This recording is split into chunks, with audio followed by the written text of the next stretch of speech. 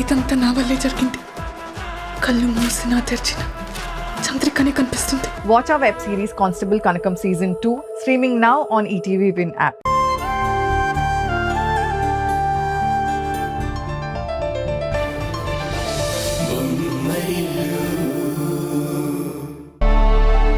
ఇప్పుడు చెప్పమ్మా, ఏంటి విశేషాలు? నా అన్న, అన్నయ్య, వదిన అందరూ బాగున్నారా? మేం బానే ఉన్నామే. పాపం మీ అత్తగారింటి పరిస్థితి బాగున్నట్లేదు. మీ బావగారు అరెస్టు గురించి టీవీలో చూసేమే. పాపం మీ అత్తగారు, మావగారు ఎంత బాధపడుతున్నారో ఏంటో. వెయ్యాల వారం కదా, వెళ్లి పలకరించి పరామర్శించి రావడం మర్యాదే. రేపు ఉదయం వెళ్ళి అత్తయ్య గారు వాళ్ళని పలకరించొద్దాం. హలో ఆంటీ, బాగున్నారా?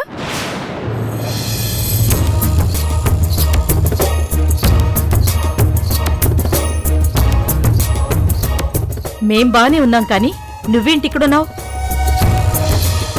చెప్పక్క, నేనిక్కడ ఎందుకున్నానో ఆంటీకి చెప్పు.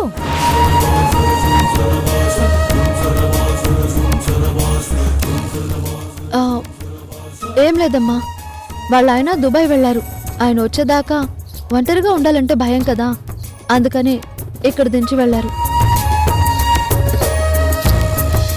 మీ ఆయన దుబాయ్ వెళితే నువ్వెందుకు ఇక్కడ ఉండడం అమ్మా? మీ అత్తగారింట్లో ఉండొచ్చు కదా. అంటే మా ఆయన వాళ్ళ ఆయన ఒకటే కదా ఆంటీ, ఒకటే కదా ఆంటీ, ఒకటే కదా ఆంటీ.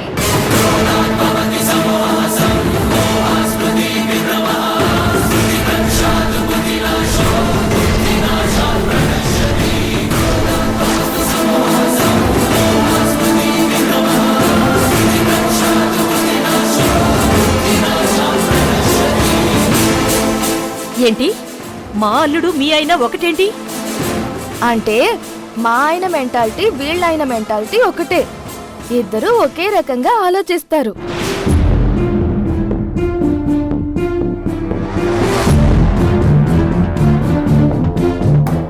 అంటే మా ఆయన కూడా వీళ్ళ ఆయనకి లాగానే వాళ్ళ పేరెంట్స్ తో అభిప్రాయ భేదాలొచ్చి బయటకొచ్చేశాడు.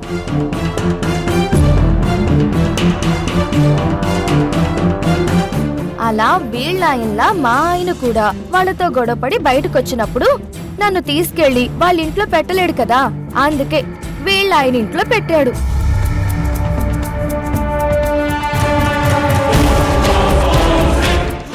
ఐ మీన్ వీళ్ళ ఇంట్లో పెట్టాడు.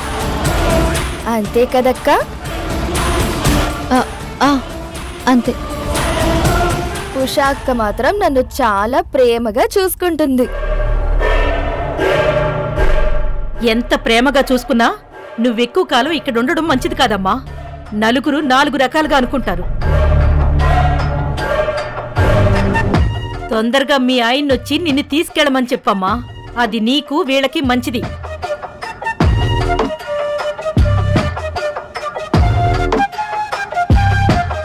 అది మన చేతుల్లో ఉండదాంటీ, నన్నిక్కడుంచిన మా ఆయన చేతుల్లో ఉంటుంది.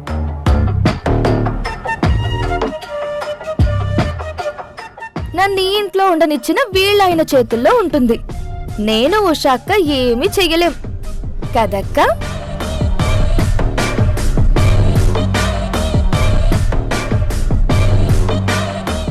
అదంతా వదిలేయమ్మా, నువ్వు వెళ్ళి ఫ్రెష్ అప్ అయ్యిరా, భోజనం వడ్డిస్తాను.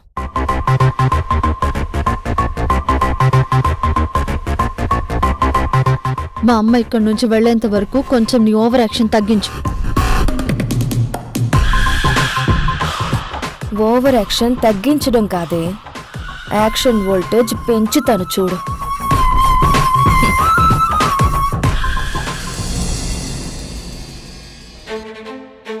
కరెక్ట్ కాదురా, నువ్వు చేస్తుంది కరెక్ట్ కాదు. చెయ్యని నేరానికి శిక్ష అనుభవించాలి అనుకోవడం కరెక్ట్ కాదు.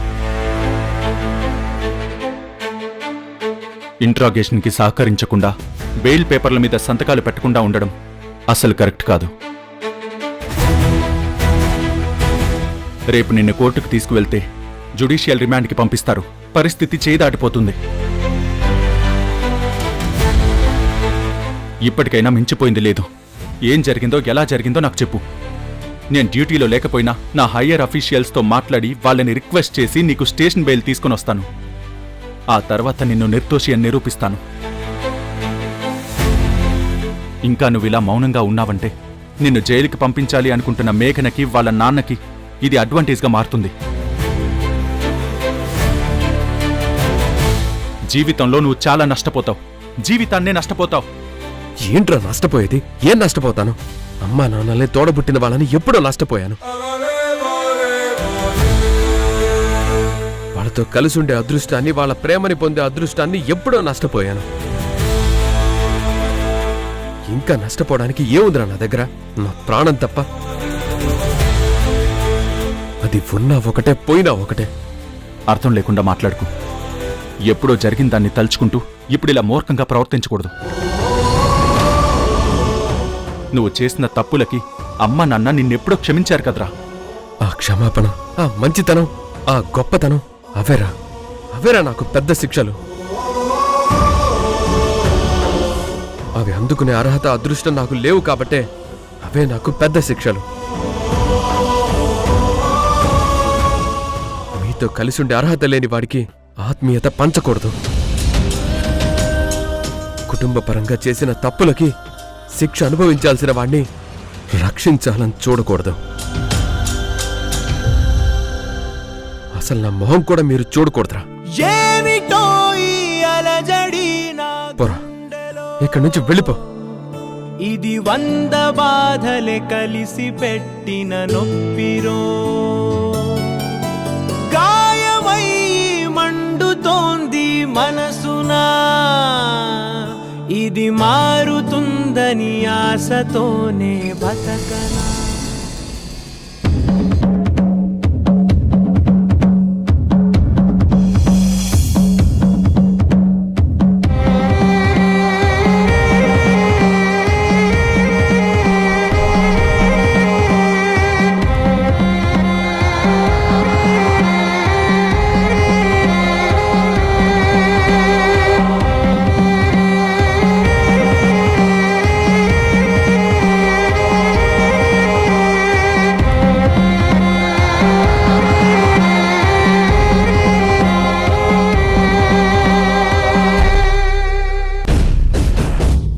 ఎంత ప్రేమగా చూసుకున్నా నువ్వెక్కువ కాలం ఇక్కడ ఉండడం మంచిది కాదమ్మా.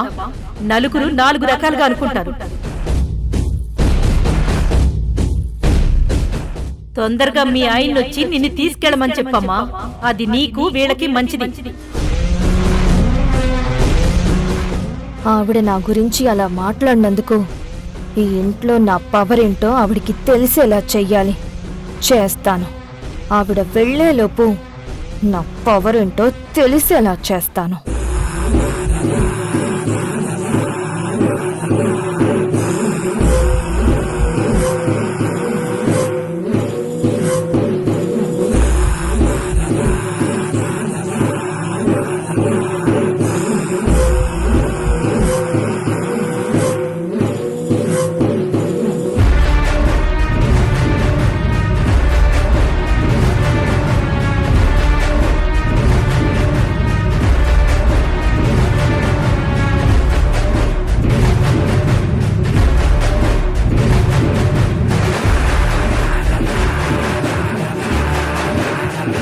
ఆవిడింకా నిద్రపోలేదు కాబట్టి దీన్ని అడ్వాంటేజ్గా తీసుకుని ఆట ఆడుకోవచ్చా.